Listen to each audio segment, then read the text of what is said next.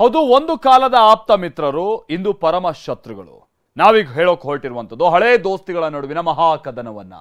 ಬಳ್ಳಾರಿಯಿಂದಲೇ ರಾಜ್ಯವನ್ನ ಸದ್ದು ಮಾಡಿದ್ದಂತ ರೆಡ್ಡಿ ಹಾಗೆ ರಾಮುಲು ಮಧ್ಯೆ ವಾಗ್ಯುದ್ಧ ನಡೀತಾ ಇದೆ.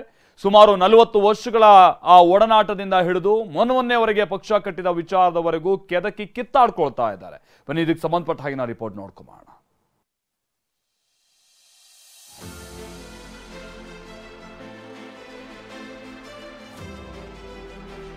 ನನಗೆ ನೀನು ನಿನಗೆ ನಾನು ಅನೇಕ ವರ್ಷಗಳಿಂದ ಆತ್ಮೀಯ ಗೆಳೆಯರಾಗಿದ್ದವರು ಈಗ ಶತ್ರುಗಳಾಗಿ ಕಾದಾಟಕ್ಕೆ ಧುಮುಕಿದ್ದಾರೆ. ನಾನಾ ನೀನಾ ನೋಡೇ ಬಿಡೋಣ ಅಂತ ಮಾತಿನ ಯುದ್ಧವನ್ನೇ ಸಾರಿಬಿಟ್ಟಿದ್ದಾರೆ. ಅಷ್ಟಕ್ಕೂ ಬಳ್ಳಾರಿಯ ಕುಚಿಕುಗಳ ಕಿಡಿ ಧಗಧಗನೆ ಹೊತ್ತಿ ಉರಿದಿದ್ದೆ ನಿನ್ನೆ ನಡೆದ ಬಿಜೆಪಿಯ ಕೋರ್ ಕಮಿಟಿ ಸಭೆಯಲ್ಲಿ. ಸಂಡೂರಿನ ಅದೊಂದು ಸೋಲು ಬೂದಿ ಮುಚ್ಚಿದ ಕೆಂಡದಂತಿದ್ದ ವಾತಾವರಣವನ್ನೇ ಕದಡಿ ಕೆರಳಿಸಿಬಿಟ್ಟಿದೆ.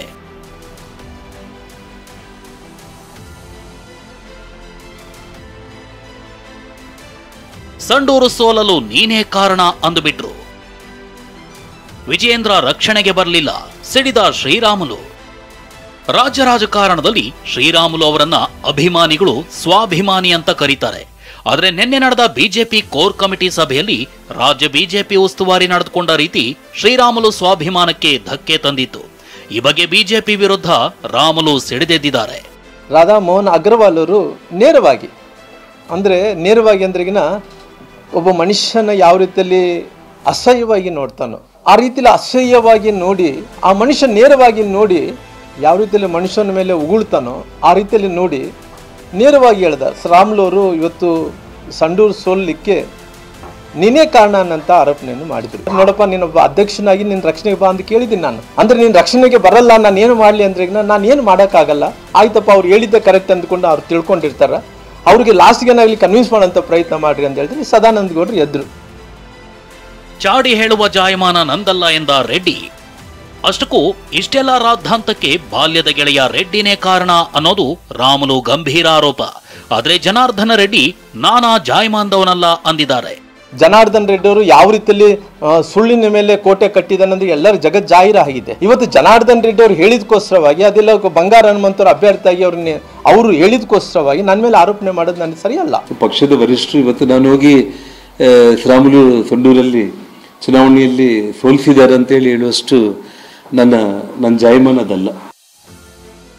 ಮಾವನ ಕೊಂದವರ ಹತ್ಯೆ ಮಾಡ್ತೀನಿ ಅಂತಿದ್ದ ಎಂದ ರೆಡ್ಡಿ. ಅವರ ಟ್ಯಾಲೆಂಟ್ ನೋಡಿ ಅಂತ ರಾಮುಲು ತಿರುಗೇಟು. ಇವತ್ತು ಅವರೆಲ್ಲ ಕಾಂಗ್ರೆಸ್ ಪಕ್ಷದಲ್ಲಿ ಇದ್ದಾರೆ. ಅವ್ರನ್ನ ಕೊಲೆ ಮಾಡಬೇಕು ಅಂತ ಹೇಳಿ ದಿನ ಬೆಳಿಗ್ಗೆ ಆದ್ರೆ ಒಂದು ಗುಂಪನ್ನೇ ಕಟ್ಕೊಂಡು ತಾನೇ ಪ್ಲಾನ್ಗಳೆಲ್ಲ ಮಾಡ್ಕೊಂತ ನಾಳೆ ನಾಡಿದ್ದು ಅಂತ ಹೇಳಿ ಪ್ಲಾನ್ ಮಾಡ್ಕೊಂತ ಇದ್ದ. ಆ ಸಂದರ್ಭದಲ್ಲಿ ಒಂದಿನ ಅವನಿಗೆ ಒಂದು ಗಾಬರಿಯಲ್ಲಿ ಬಂದು ಹೇಳ್ದ, ನಾನು ನಿನ್ನ ಹತ್ರ ಹೇಳಲೇಬೇಕು ಜನಾರ್ದನ್, ನಾನಂತ ಅವ್ರನ್ನ ಸಾಯಿಸ್ತೇನೆ, ಬಿಡಲ್ಲ, ನಮ್ಮ ಮಾವನ್ನ ಸಾಯಿಸ್ಬಿಟ್ರು ಹಾಗೆ ಹೀಗೆ ಅಂತ ಹೇಳಿದಾಗ ಅವನಿಗೆ ನಾನು ಹೇಳಿದ್ದು ಒಂದೇ ಒಂದು ಮಾತು, ಯಾರೋ ಸತ್ತೋಗಿದ್ರೆ ಇಲ್ಲ ಇವನು ಮರ್ಡರ್ ಮಾಡ್ಬೇಕು ಅಂದ್ಕೊಂಡಿದ್ದ. ಅಷ್ಟೊತ್ತೊಳಗಡೆ ದಿವಾಕರ್ ಅವರು ಬಾಬು ಅವ್ರು ಬಂದರು. ಆ ದಿವಾಕರ್ ಬಾಬು ಬಂದಂತ ನಾರಾಯಣ ರೆಡ್ಡಿನ ಮುಗಿಸ್ತೀನಿ ಅಂತ ಹೇಳಿ ಎಷ್ಟು ನೋಡ್ರಿ ಅವ್ನು ಹೆಂಗ್ ಲಿಂಕ್ ಮಾಡ್ತಾನೆ ನೋಡ್ರಿ. ಅವನಲ್ಲಿ ಟ್ಯಾಲೆಂಟ್ ಇದೆ ರೀ, ಅವ್ನು ಟ್ಯಾಲೆಂಟ್ ಇದೆ, ಟ್ಯಾಲೆಂಟ್ ಪೊಲಿಟಿಷಿಯನ್ ಅವ್ನು ಟ್ಯಾಲೆಂಟ್ ರೀ. ನಾರಾಯಣ ರೆಡ್ಡಿಗೆ ಏನು ಸಂಬಂಧ ರೀ? ಅವ್ರು ದಿವಾಕರ್ ಬಾಬು ಅವ್ರ ಹತ್ರ ನಮ್ಮ ಮಾವವ್ರ ವಿಚಾರದಲ್ಲಿ ಅವ್ರಿಗೆ ಫೀಡಲ್ ಸಿಸ್ಟಮ್, ನಾನು ಬಡವ್ರ ಸಲುವಾಗಿ ನಾನು ಹೋರಾಟ ಮಾಡಿ ನಾರಾಯಣ ರೆಡ್ಡಿನ ಮುಗಿಸ್ತೀನಿ ಅಂತ ಹೋಗಿದ್ದ. ಏನು ವಾಟ್ ಇಸ್ ದ್ಯಾಟ್? ರೆಡ್ಡಿ ಚಾಕು ಕಥೆಗೆ ರಾಮುಲು ಕೋಟೆಯ ಕಿಡಿ.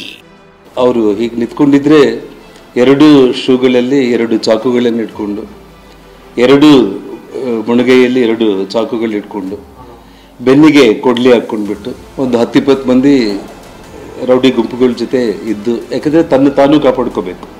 ಅವತ್ತಿನ ಪರಿಸ್ಥಿತಿ ಹೇಗಿತ್ತು ಅಂದರೆ ಅವ್ರ ಸೋದರ ಮಾವನ್ನ ಕೊಲೆ ಮಾಡಿದ ತಕ್ಷಣ 2ನೇ ಟಾರ್ಗೆಟೇ ಶ್ರೀರಾಮುಲು ಆಗಿತ್ತು. ಕಾರ್ಪೊರೇಟರ್ಗಳು ಏನೋ ತೊಂದರೆ ಹತ್ಯೆ ಆಯಿತು, ಅದು ಏನೇನೋ ಸುಳ್ಳಿನ ಮೇಲೆ ಗೋಡೆ ಕಟ್ಕೊಂತ, ಸುಳ್ಳಿನ ಮೇಲೆ ಕೋಟೆ ಕಟ್ಕೊಂತ ಬಂದಾರ. ರೆಡ್ಡಿ ರಾಮುಲು ನಡುವೆ ದಾಖಲೆ ಬಿಡುವ ಬಡಿದಾಟ. ನೀವು ಕೊಲೆಗಡಕರು ಅಂತ ಹೇಳಿ ಅವ್ರ ಮೇಲೆ ನಾನು ಪ್ರೆಸ್ ಕಾನ್ಫರೆನ್ಸ್ ಮಾಡಿದ್ದೆ. ನಾನು ಶ್ರೀರಾಮುಲು ಪರವಾಗಿ ಅವರು ಫೈನಾನ್ಸ್ ಮಾಡಿದ್ರು, ದಿವಾಕರ್ ಬಾಬು ಅವ್ರ ಮೂಲಕ ಕೊಲೆ ಮಾಡಿಸಿದ್ರು ಅನ್ನೋದು ಇಡೀ ಜಗಜ್ಜಾಹೀರ್. ಅದು ಬಳ್ಳಾರಿಯಲ್ಲಿ ಮನೆಗೂ ಮಾತಾಡ್ತಾರೆ ಬಿಡ ವಿಷಯ. ಇವತ್ತು ಸಾಚಾ ಅಂತೇಳಿ ಏನು ಮಾತಾಡ್ತಾ ಇದ್ರು, ನನ್ನ ಹತ್ರ ದಾಖಲಾತಿ ಇದಾವೆ. ಇವತ್ತು ನನ್ನ ಹತ್ರ ದಾಖಲಾತಿ ಮೂಲಕ ನಾನು ಮಾತಾಡ್ತೀನಿ. ಅವ್ರೇನು ಬಿಚ್ಚಿ ಬಿಡ್ತೀವಿ ಇನ್ನು ಮುಂದೆ ಏನೋ ಎಷ್ಟೋ ಸೀರಿಯಲ್ಗಳು ಎಪಿಸೋಡ್ಗಳಲ್ಲ, ನನ್ನ ಹತ್ರ ಸಾಕ್ಷಿ ಸಮೇತ ಅವ್ರು ಏನೇನು ಮಾಡಿದ್ದಾರೆ ನನ್ನ ಹತ್ರ ದಾಖಲಾತಿ ಇದಾವೆ. ಸಮಯ ಬಂದಂಥ ಟೈಮಲ್ಲಿ ಎಲ್ಲ ದಾಖಲಾತಿಗಳು ಜನರ ಮುಂದೆ ಇಡ್ತೀನಿ. ಅವ್ರು ಏನೇನು ಮಾಡಿದ್ದಾರೆ ನಂತದ್ದು, ಅವ್ರೇನು ಸಹಜ ನಾನು ಬಹಳ ಪ್ರಾಮಾಣಿಕ ಅಂತ ಏನು ಹೇಳ್ತಾ ಇದ್ದಾರೋ, ನನ್ನ ಹತ್ರ ದಾಖಲಾತಿ ಇದಾವೆ. ಅವ್ರು ಏನೇನು ಕೃತ್ಯಗಳು ಮಾಡಿದಾರೆ ಎಲ್ಲ ಕೃತ್ಯಗಳದ್ದು ದಾಖಲಾತಿ ಇದಾವೆ. ದಾಖಲಾತಿ ಹಿಡ್ಕೊಂಡು ಮಾತಾಡ್ತೀವಿ, ಟೈಮ್ ಬರಲಿ. ಬಳ್ಳಾರಿ ಬಿಜೆಪಿಯ ಶಕ್ತಿ ಕೇಂದ್ರದ ಹಿಡಿತಕ್ಕಾಗಿ ಜಿದ್ದು. ಅಸಲಿಗೆ ಇಬ್ಬರ ನಡುವಿನ ಏಕಾಏಕಿ ಜಿದ್ದಿಗೆ ಕಾರಣ ಏನಂದ್ರೆ ಬಳ್ಳಾರಿಯ ಬಿಜೆಪಿ ಪವರ್ ಸೆಂಟರ್. ರೆಡ್ಡಿ ಬಳ್ಳಾರಿಗೆ ಎಂಟ್ರಿ ಆಗ್ತಿದ್ದಂತೆ ಹಿಡಿತವೆಲ್ಲವೂ ಶಿಫ್ಟ್ ಆಗಿತ್ತು. ಸಂಡೂರು ಉಪಚುನಾವಣೆಯ ಜವಾಬ್ದಾರಿಯನ್ನು ರೆಡ್ಡಿಗೆ ಕೊಡಲಾಗಿತ್ತು. ಹೈಕಮಾಂಡ್ ಮಟ್ಟದಲ್ಲಿ ರೆಡ್ಡಿ ಮಾತು ಮುಂದಾದ್ರೆ ರಾಮುಲು ಮಾತು ಹಿಂದಾಗ್ತಿತ್ತು. ಇದೆಲ್ಲಾ ಕಾರಣಗಳಿಂದ ಅಸಮಾಧಾನ ಸ್ಫೋಟಗೊಂಡಿದೆ ಎನ್ನಲಾಗ್ತಿದೆ.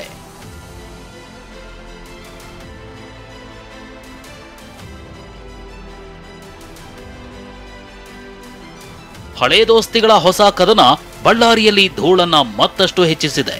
ಮೊನ್ನೆವರೆಗೂ ಕುಚಿಕೂಗಳಂತಿದ್ದ ನಾಯಕರ ವಾಗ್ಯುದ್ಧ ಬಿಜೆಪಿಯ ಬಣಬಡಿದಾಟವನ್ನ ಮತ್ತೊಂದು ಹಂತಕ್ಕೆ ತೆಗೆದುಕೊಂಡು ಹೋಗಿದೆ.